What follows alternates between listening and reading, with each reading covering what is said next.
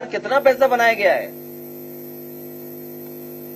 जहां इलेक्शन है वहां क्यों एक्टिव है ईडी, सीबीआई, इनकम टैक्स? जहां खुलेआम कोडीन भाई घूम रहे हैं उनके खिलाफ क्यों नहीं हो रहा? केवल सरकार अभी तक तो वोट चोरी में लगी हुई थी, वोट डकैती में लगी हुई थी, अब डेटा की डकैती भी करना चाहती थी, क्योंकि वहां पर भारतीय जनता पार्टी को पता है कि वो जीतने वाले नहीं हैं। वहां पर पुनः वहां की जनता, वहां की मुख्यमंत्री आदरणीय ममता बनर्जी के साथ जनता पूरा समर्थन दे रही है, समर्थन कर रही है।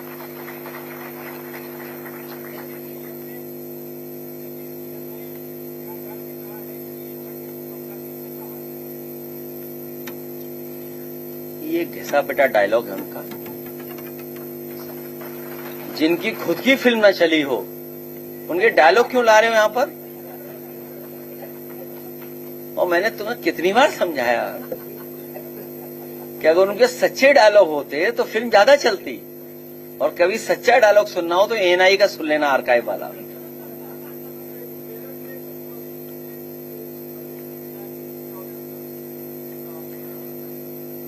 बहुत दुखद है क्योंकि उसमें भारतीय जनता पार्टी के लोग ही शामिल हैं, इसीलिए कार्रवाई नहीं हो रही। बहुत दुखद है कि एक बेटी के साथ ऐसी घटना हुई हो।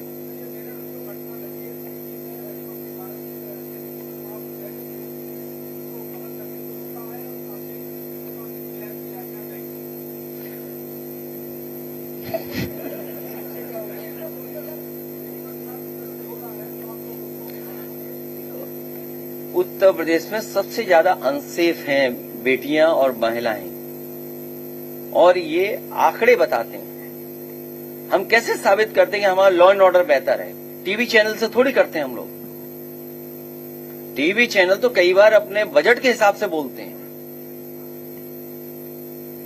लेकिन आंकड़े तो झूठे नहीं हो सकते। लॉ एंड ऑर्डर कैसा है वो आंकड़े बताते हैं। आज सबसे ज्यादा अनसेफ महिलाओं के लिए, बेटियों के लिए कोई है, और सबसे ज्यादा घटनाएं अगर कहीं हो रही हैं तो वो उत्तर प्रदेश में हो रही हैं। और न केवल आपके चैनल को साथ हो रहा ये व्यवहार, आपने तो खुद फेस किया है कई बार। और अभी हमारी पार्टी के नेता आदरणीय रामजय सुमन जी जा रहे थे, उन्हें भी नहीं जाने दे रहे। आखिर सरकार क्या छिपाना चाहती है? आपको याद होगा हाथरस में बेटी के साथ क्या हुआ था। उसके परिवार की कहीं कोई सम्मान नहीं मिला उस परिवार को।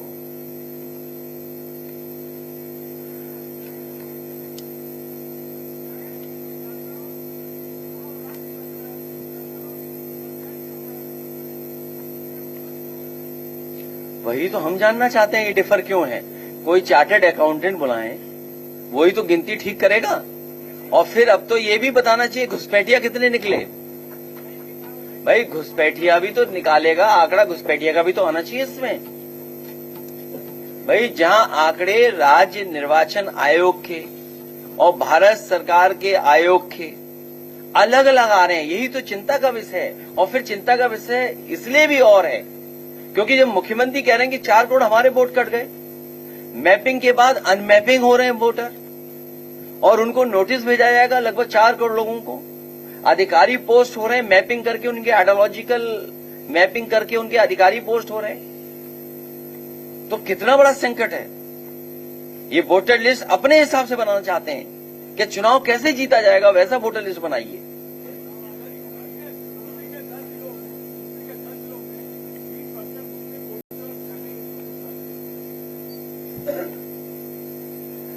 हमारी पार्टी लगातार प्रयास कर रही है किसी का वोट ना कटे,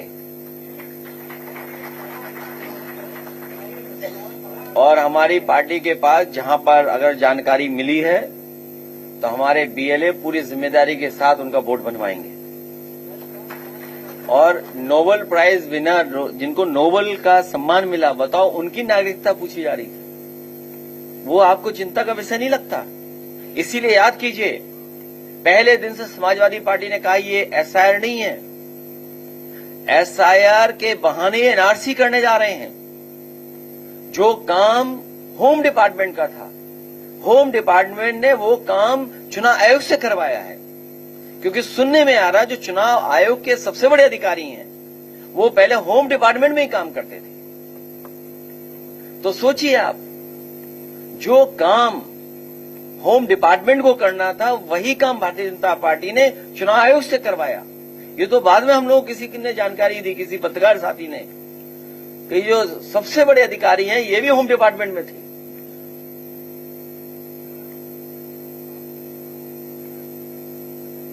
वही मैंने कहा कि 4 करोड़, जब 1 करोड़ आ गया पहले डेटा, फिर 1 करोड़ से ऊपर अनमैप कर दिया तो कितने हो गए? 4 करोड़ तो हो ही गए लगभग। तो ये 4 करोड़ वोटर ऐसे हैं जो अधिकारियों पे और तब इनके लोग मिलकर के दबाव बना करके डबल वोट बनवाने जा रही भारतीय जनता पार्टी। इसीलिए एफआईआर दर्ज कराने के लिए समाजवादी पार्टी अपने बीएलए लोगों से कहेगी, अपने पीडीएफ प्रहरी लोगों से, क्या प्रारूप उनको पास पहुंच जाएगा, उन्हें केवल डिटेल भरना है उसका और एफआईआर दर्ज कराने की तैयारी करें।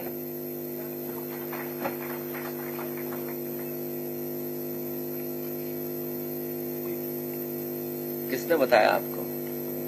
एक ट्वीट में उनकी जान निकल जाती है भारतीय जनता पार्टी की।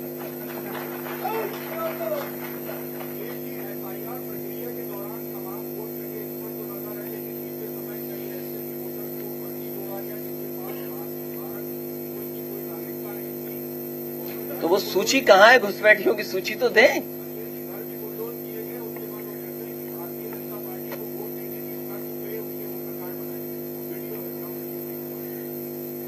ये लखनऊ की बात कर रहे होंगे आप? हाँ, कहाँ की? अच्छा, हमारे पत्रकार साथी को ये भी जानकारी होगी, और सच बताना आप भी, जिस प्लॉट पर उन्हें रोका गया था या जहां पर वो रह रहे थे लोग, वो आसाम के थे शायद, सब आसाम के निकले। और किराया कौन वसूल रहा था? सुनने में आया बीजेपी के लोग किराया ले रहे थे। जो रोके हुए थे वो बीजेपी के लोग थे, किराया ले रहे थे। ये हमारा ग्राउंड रिपोर्ट बता ही नहीं रहा।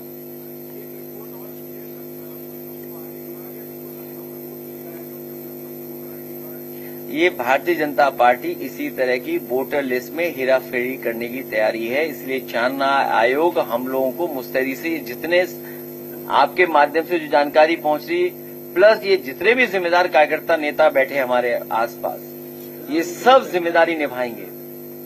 क्योंकि जितना वोटर लिस्ट हमारी बेहतर हो जाएगी और जितना हम वोट अपना बचा लेंगे और बना लेंगे, उतना ही जल्दी हम लोग भारतीय जनता पार्टी को हरा देंगे।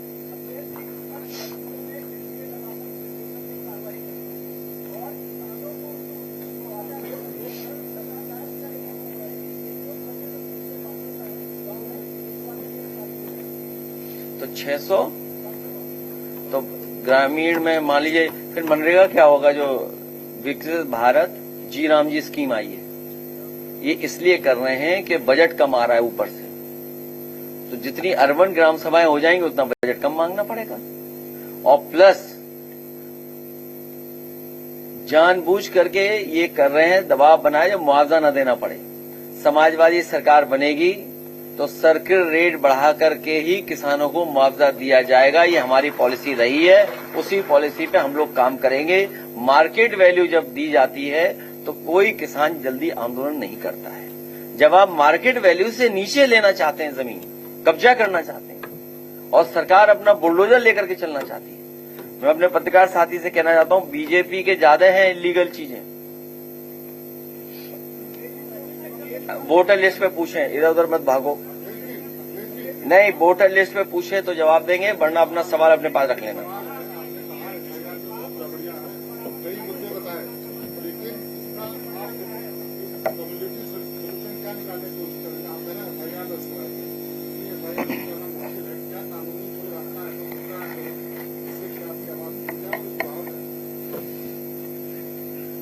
एसआईआर इसलिए हुआ था कि वोटर लिस्ट ठीक हो जाए। बहुत सिंपल सॉल्यूशन कि वोटर लिस्ट ठीक हो जाए। लेकिन धीरे धीरे जानकारी मिल रही है कि एसआईआर के अंदर जितनी भी इंस्टीट्यूशन शामिल हैं वो सब बीजेपी के लिए काम कर रहे हैं। हमें आपको यही नहीं पता है कि मैपिंग ऐप किसका है, कौन टेक्नोलॉजी का सपोर्ट कर रहा है। आखिरकार पॉलिटिकल पार्टी के लोग हैं हम लोग, जानकारी होनी चाहिए हम लोगों को। और जो सवाल आपका है, पूरे देश में भारतीय जनता पार्टी ने एसआईआर के माध्यम से पॉलिटिकल पार्टीज को परेशान किया, लेकिन यूपी आते आते एसआईआर के माध्यम से बीजेपी खुद परेशान हो गई। तो परेशान क्यों है बीजेपी? इसलिए परेशान है क्योंकि हमारे बीएलए और हमारी पार्टी के बहुत जिम्मेदार लोगों ने बहुत जिम्मेदारी से काम किया है। आगे भी हम लोग जिम्मेदारी से काम करेंगे। इसीलिए प्रारूप पहली प्राथमिकता पे हम लोगों ने ये तैयारी की है कि अगर कहीं डबल बोर्ड बनता है या कोई फर्जी बोर्ड बनाते हैं तो उस पर एफआईआर भी होगी और हम लोग आपके माध्यम से लगातार रहेंगे। और अगर हम लोगों को कोर्ट जाना पड़ेगा, आखिरी जगह पर दरवाजा वहीं पर खटखटाना पड़ेगा, तो वहां पर भी हम लोग जाएंगे।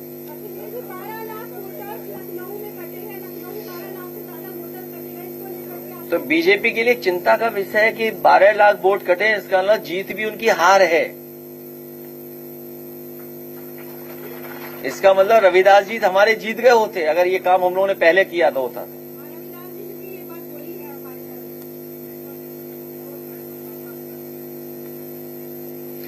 इसकी मांग की है हम लोगों ने कि जो नए मतदाता, क्योंकि हर दिन मतदाता बढ़ेगा, हर दिन कोई न कोई 18 साल का हो रहा है, तो ये तो ऑनगोइंग प्रोसेस है। तो ये सूची मिलेगी, उस पर हम लोग काम करेंगे।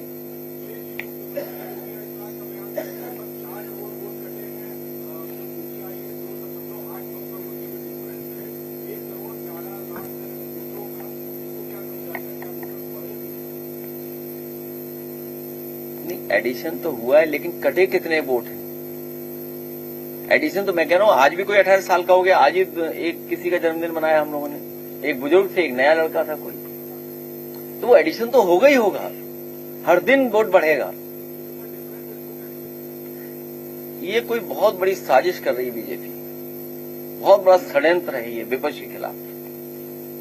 इसके साथ साथ ये सबसे बड़ा तो ये है कि 1,93,00,000 लगभग 2 करोड़ फिर अनमैप्ड हो गए। ये कितना सीरियस इशू है। और 1,04,00,000 पहले था, तो टोटल लगभग 4 करोड़ लोग अनमैप्ड हो गए जिनको नोटिस भेजा जाएगा। ये सीरियस सवाल है।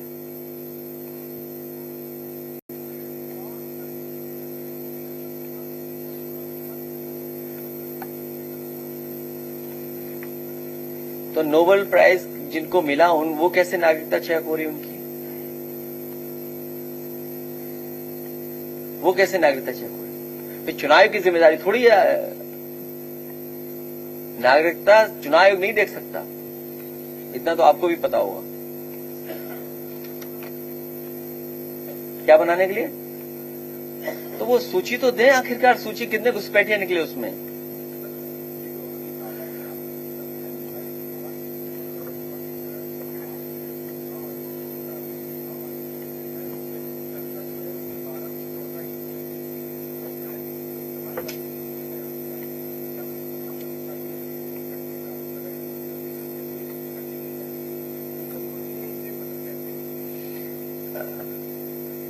हमारी पार्टी मूव करेगी, अभी बहुत समय है।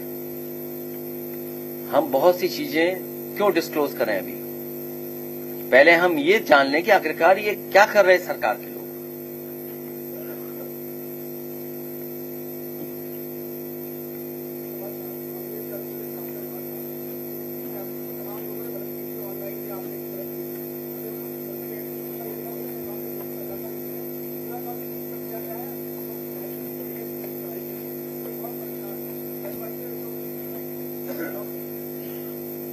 परिवार से दिलवाना, एप्लीकेशन दिलवाना।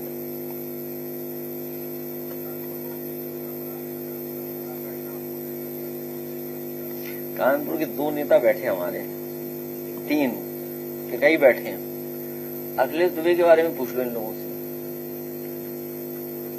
कई आईपीएस फंस जाएंगे उसमें। और वहां तो एक बहुत बड़ा अधिकारी वो बैठा है जिसने कन्नौज में लगभग 10,000 रेड कार्ड दिए थे 2019 के चुनाव में,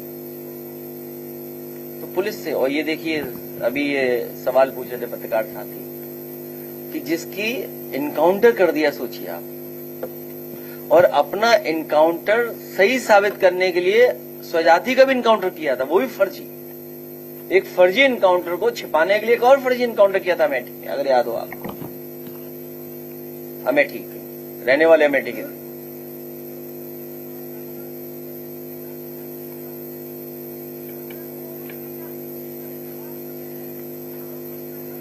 तो इसका मतलब जो लोग धार्मिक रूप वहां लिए बैठे हैं वो क्या माने उनको? अगर भाई ये सवाल आया है तो धर्म के वो जो एकदम पहनावे में हैं, ये बात तो उन्हें सोचनी चाहिए। तुम क्या उनके समर्थक हो क्या? कौन है, कौन पूछ रहा है? टिकट देने की बात हम लोग बाद में करेंगे, अभी बहुत समय है। नहीं, टिकट आप लोग मत बांटो।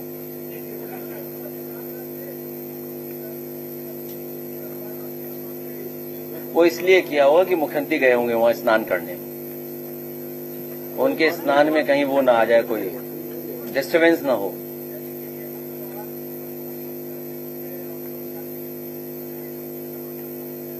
तो वीसी को अच्छा रखना चाहिए, इंस्टीट्यूशन को ठीक रखना चाहिए। एक ही विचारधारा के लोग लड़ रहे हैं तो उसमें क्या हमें फर्क पड़ रहा है?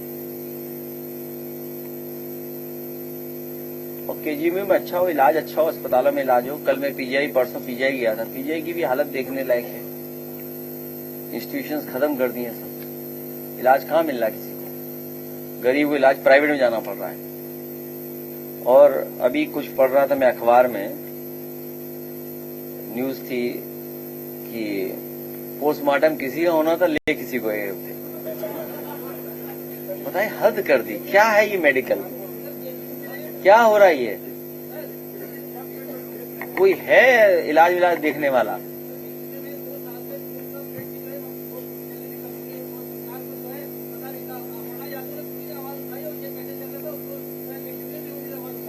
इनके सवाल का जवाब हम नहीं देंगे, किसी के समर्थक दिख रहे हैं मुझे।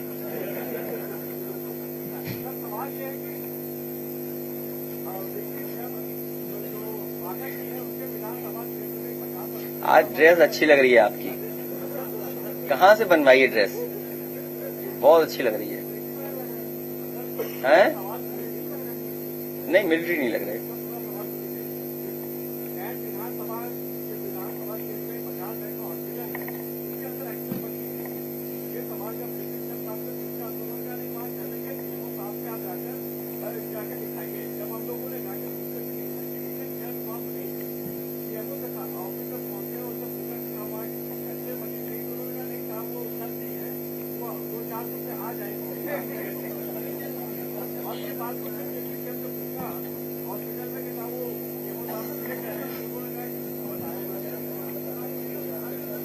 खांसी तो नहीं है आपको? बस तब ठीक, बहुत धन्यवाद।